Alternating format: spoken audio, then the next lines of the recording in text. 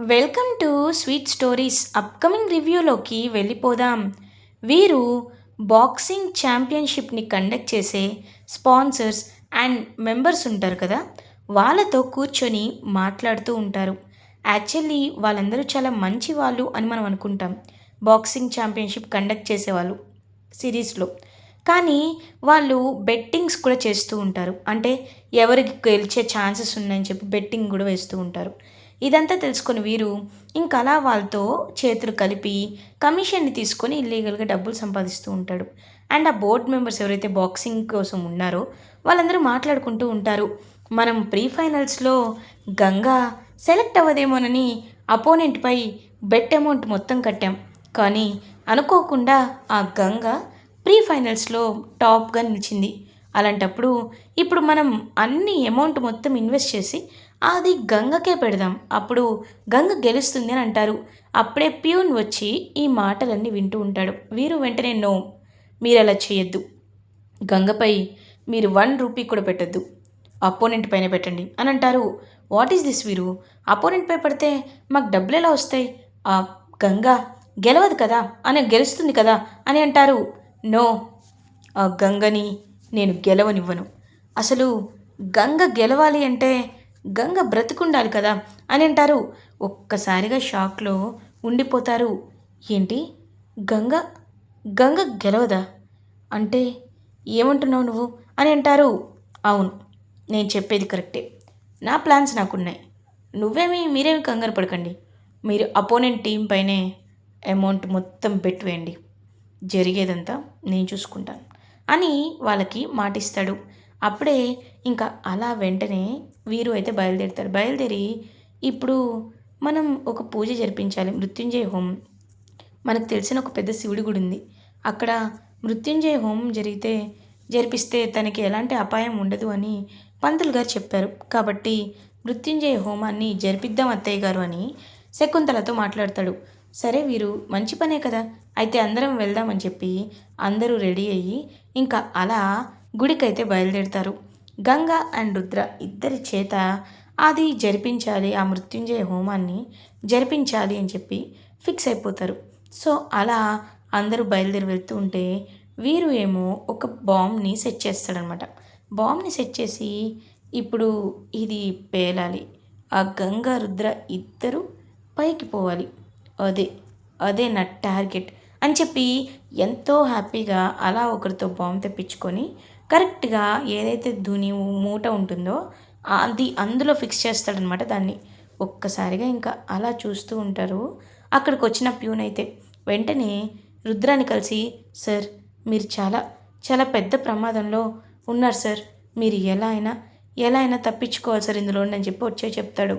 ఏం మాట్లాడుతున్నా నాకేం అర్థం కావట్లేదు అనేసరికి, సార్ మిమ్మల్ని మేడం ఓడించాలని కొంతమంది ప్లాన్ వేసుకున్నారు సార్, ఆ ప్లాన్ ప్రకారమే ఇప్పుడంతా అంతా నడుస్తుంది సార్ అని చెప్పి జరిగిందంతా చెప్పేస్తాడు.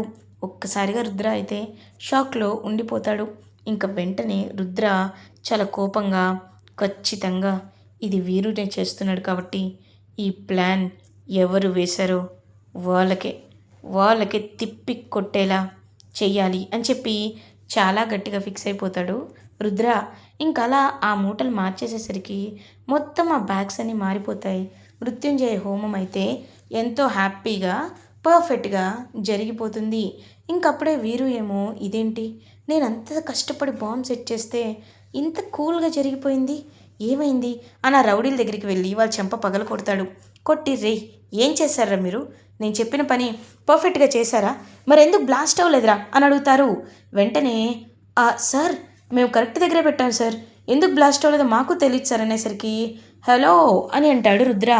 ఒక్కసారిగా అక్కడికి అందరూ చూసి వీరు ఆ రౌడీలు అయితే షాక్ అయిపోతారు. ఏంటి, ఓ మీరు దేనికోసం ఆలోచిస్తున్నారు, బాంబు ఎక్కడుందానా, మీ కారులో వెళ్ళి చూడండి కనపడుతుంది అని చెప్పేసరికి ఆ రౌడీల కారు ఒక్కసారిగా భూమ్ అని ఉంటుంది. ఇంక వెంటనే అలా చూస్తూ ఉంటారు వీరు వైపు రుద్ర. వీరు ఏమో ఏంటి అలా చూస్తున్నావు బావా అని అడుగుతారు.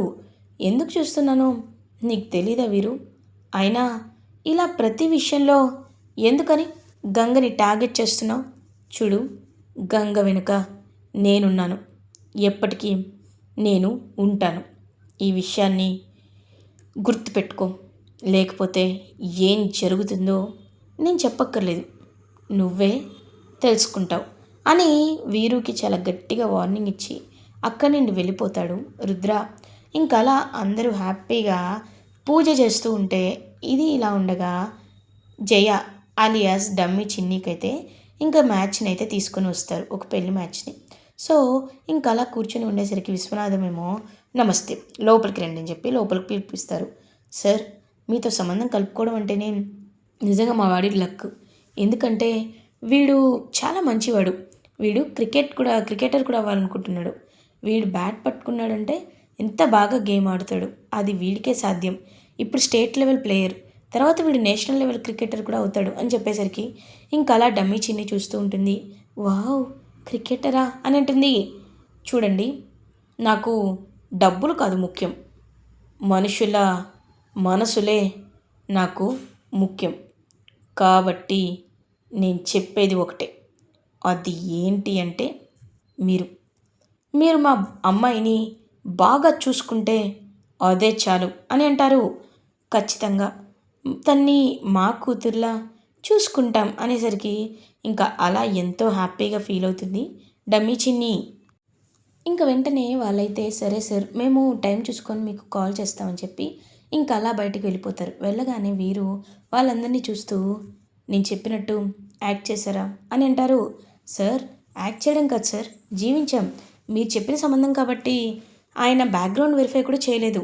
నిజంగా నేను స్టేట్ లెవెల్ క్రికెటర్ అంటే పాపం ఆ పిచ్చిది నమ్మేసింది అనేసరికి ఇంకా ఎంతో అంటే ఎంతో హ్యాపీగా ఫీల్ అవుతాడు వీరు. లేకపోతే తన మొహానికి క్రికెటర్ వైఫ్ వస్తుందంటే వద్దనుకుంటున్నా, పెళ్ళి కొప్పుకుంటుందా? ఎవ్వరు నా కళ్ళ ముందు ఎదగకూడదు, అందరూ నాకంటే కిందే ఉండాలి, నేను కోరుకునేది అదే అని చెప్పి ఇంకా అలా చాలా గట్టిగా ఫిక్స్ అయ్యి కావాలని ఇప్పుడు ఎలా అయితే ఈ ఇషిక వాళ్ళని తొక్కేయాలని ప్లాన్ వేస్తాడో అలానే వాళ్ళని కూడా తొక్కేయాలి అని ప్లాన్ వేసుకొని ఇదంతా చేస్తాడనమాట వీరు. ఇంక డమ్మీ చిన్ని ఏమో పాపం state level player, national level కూడా క్రికెటర్ అవుతాడు, నేను తన వైఫ్ అయిపోతానని ఊహల్లో ఎగిరి తేలుతూ ఉంటుంది. అప్పుడే కరెక్ట్గా విశ్వనాథం, జయ చూడు, భర్తకి ఎంత పేరైనా ఉండొచ్చు, కానీ నీకంటూ ఒక ఐడెంటిటీ కూడా ఉండాలి, అది గుర్తుపెట్టుకో అని అంటారు. అలాగే నాన్నగారు అని అక్కడి వెళ్ళిపోతుంది. అబ్బో, ఈ ముసలోడొకడు హ్యాపీగా ఎంజాయ్ కూడా చేయనివ్వటం లేదు, ఏంటో అని చాలా అంటే చాలా ఇరిటేటింగ్గా ఫీల్ అవుతుంది. ఇది ఇలా ఉండగా నైట్ అవుతుంది. ఇంకా గంగ ఎంతో హ్యాపీగా ప్రాక్టీస్ చేసుకుంటూ అండ్ ఇంట్లో పనులన్నీ చేస్తుంది. అప్పుడే కరెక్ట్గా రుద్ర ఏమో గంగ నాకు కాఫీ తీసుకురా అని అంటారు. ఓకే సార్ అని చెప్పి గంగ హ్యాపీగా కిచెన్లోకి వెళ్తుంటే అక్కడ ప్రీతి కనబడుతుంది. ప్రీతి, నువ్విక్కడేం చేస్తున్నావు అని అడుగుతారు. ఏం లేదు గంగ, ఊరికే వచ్చాను, ఏంటో చాలా బోర్ కొడుతుంది అని అంటుంది. ఓ అవునా, నీకు బోరింగ్ కొడుతుందా? అయితే నేనున్నాను కదా, నేను చూసుకుంటానులే అని చెప్పి ఇంకా అలా ఎంతో అంటే ఎంతో హ్యాపీగా కబుర్లు చెప్తూ ఉంటే ఇంక ప్రీతి ఏమో నిద్రపోతుంది. అదంతా దూరం నుండి గమనిస్తూ ఉంటాడు ఈ వీరు. అయితే ప్రీతి నా ఒళ్ళోనే నిద్రపోతుంది, ఎంత సంతోషంగా ఉందో అని చెప్పి పాపం ఎంతో అంటే ఎంతో హ్యాపీగా ఫీల్ అవుతుంది గంగా. ఇది ఇలా ఉండగా ఫైనల్ మ్యాచ్ అయితే స్టార్ట్ అవుతుంది. ఇంకా అలా ఫైనల్ మ్యాచ్లో గంగ గెలవకూడదు అని వీరు మళ్ళీ ప్లాన్ అయితే స్టార్ట్ చేస్తాడు. ఇంకా అలా వీరు అయితే గంగ వస్తూ ఉంటే రుద్ర ఏమో గంగతో రాకుండా ముందే వెళ్ళిపోతాడు. గంగ, నేను అక్కడ కొన్ని చూసుకోవాలి, అందుకే నేను త్వరగా వెళ్ళిపోతున్నాను, నువ్వు మాత్రం చాలా అంటే చాలా జాగ్రత్తగా ఉండాలి. రంగా, నేను నీపైనే ఆశలు పెట్టుకున్నాను, గంగని జాగ్రత్తగా తీసుకురావాల్సింది నువ్వే, సరేనా అని అంటారు. అలాగే బావా అని చెప్పి ఇంకా అలా అందరు రెడీ అవుతూ ఉంటే అప్పుడే వీరు కొంతమంది రౌడీలను పెట్టించేసరికి ఇంకా గంగ పాపం అలా రెడీ అవుతూ ఉంటే ఇంకా గంగపై ఒక అటాక్ అయితే జరుగుతుంది. ఒక్కసారిగా ఆ అటాక్ జరిగేసరికి షాక్లో ఉండిపోతుంది గంగ. రే, నన్ను వదలండ్రా అంటే ఇంకలా గంగానైతే కిడ్నాప్ చేసేస్తారు. ఇంక రుద్ర గంగ కిడ్నాప్ అయిందని తెలుసుకొని ఒక్కసారిగా షాక్ అయిపోతాడు. వెంటనే తన కోసం వెతుక్కుంటూ వెళ్తూ ఉంటే ఇంకా అలా అక్కడికి కరెక్ట్గా వస్తారనమాట. వెంటనే వచ్చి ఇంకా అలా రుద్ర మొత్తం చూస్తూ గంగా గంగా అని వెతుకుతూ ఉంటే గంగకి వీళ్ళొక స్లీపింగ్ పిల్ లాంటిది ఇచ్చేస్తారు. అంటే ఒక టైప్ ఆఫ్ పౌడరు. ఆ పౌడర్ ఇచ్చేసేసరికి గంగకంతా మత్తు మత్తుగా ఉంటుందన్నమాట. పాపం రుద్ర ఏమో గంగా గంగా నువ్వు నువ్వు కాన్షియస్‌లోనే ఉన్నావా అంటే, సార్ నాకేం అర్థం కావట్లేదు సార్. తలంతా తిరుగుతుంది సార్ అని చెప్పి పాపం ఆ పౌడర్ ఎఫెక్ట్ వల్ల వైట్ పౌడర్స్ ఎఫెక్ట్ వల్ల ఫుల్‌గా తనకి డోస్ ఇచ్చేస్తారు. ఏం చేయాలో కూడా రుద్రకి అర్థం కాదు. పాపం గంగతో చూడు గంగా ఇప్పుడు ఇప్పుడు నువ్వు పోరాడితేనే మనం గెలుస్తాం. లేకపోతే మనం గెలవలేం గంగా. గంగా నా మాట విను. నేను నేను నిన్ను విన్నర్‌గా చూడాలి గంగా. విన్నర్‌గా చూడాలి అని చెప్పి హాస్పిటల్‌కి తీసుకువెళ్ళి వెంటనే మ్యాచ్‌ని ఒక 1 అవర్ పోస్ట్‌పోన్ అయితే చేపిస్తారు. ఇంకా గంగ ఎలాగో ప్రీ ఫైనల్స్‌లో గెలిచింది కాబట్టి ఒక 1 అవర్ పోస్ట్‌పోన్ చేయడానికి వాళ్ళైతే పాపం ఒప్పుకుంటారు. ఇంకా అలా రుద్ర ఏమో కోపంగానే చూస్తూ ఉంటాడు. నో అలా జరగకూడదు. గంగని ఎలా అయినా చంపేయాలి అని చెప్పి రేయ్ గంగని హాస్పిటల్లోనే వేసేయండి. తను బయటికి రాకూడదు అని మాట్లాడుతుంటే అప్పుడే కరెక్ట్గా వచ్చిన ప్రీతి ఆ మాటలు వినేస్తుంది. విని ఒక్కసారిగా షాక్లో ఉండిపోతుంది. ఇంకా వీరు వెనక్కి తిరిగి చూసేసరికి అక్కడ ప్రీతి కనబడుతుంది. అంటే నువ్వు నువ్వు ఇదంతా ఆస్తి కోసం చేస్తున్నారా? మిమ్మల్ని ఎంత నమ్మాను, మీరంటే ఎంత ప్రాణం ఇచ్చాను. అలాంటిది ఇంత ఇంత బాధ పెడతారా? ఇంత నన్ను క్షోభ పెడతారా? నా ఫ్యామిలీకి ఇంత అన్యాయం చేయాలనుకుంటారా? మీ మీ గురించి అందరికీ అందరికీ నిజం చెప్పేస్తానని చెప్పి ఇంకా అలా బయలుదేరి వెళ్ళబోతూ ఉంటే ఒక్కసారిగా ఇంకా అలా వీరు నేను చెప్పేది విను ఒకసారి విను అని చెప్పి ఇంకా ఆపాలి అని ప్రయత్నిస్తూ ఉంటాడు. కరెక్ట్గా అప్పుడే ప్రీతికి అయితే డెలివరీ పెయిన్స్ అయితే వస్తాయి. ఒక్కసారిగా ఇంకా అలా ప్రీతిని చూసి అందరూ షాక్లో ఉండిపోతారు. అయ్యో ప్రీతి ప్రీతి అని చెప్పి ఇంకా అలా ప్రీతిని హాస్పిటల్లో అడ్మిట్ చేస్తారు. ఇటువైపు గంగనేమో ఇంక బాక్సింగ్ ఛాంపియన్షిప్కి పంపిస్తారు. మొత్తం డీహైడ్రేట్ చేసి ఇంక మొత్తం క్లోన్ చేసేసి. సో అలా పంపించేసరికి గంగ కోలుకొని బాక్సింగ్ ఛాంపియన్షిప్లో టైటిల్ విన్నర్గా గోల్డ్ మెడలిస్ట్గా స్టేట్ లెవెల్ టాపర్గా అవుతుంది. ఇటువైపు ఏమో ప్రీతి 12 బాబుకి జన్మనిస్తుంది. ప్రీతికి ఒక బాబు పుడతాడు. సో ఇంక వీరు ఏమో ఆ బాబు వైపు అలా చూస్తూ ఉండిపోతాడు.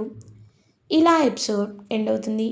ఫర్దర్ ఎపిసోడ్ రివ్యూస్ ముందుగా మీకు కావాలి అనుకుంటే స్వీట్ స్టోరీస్ ఛానల్ని సబ్స్క్రైబ్ చేసుకోండి. Thanks for watching.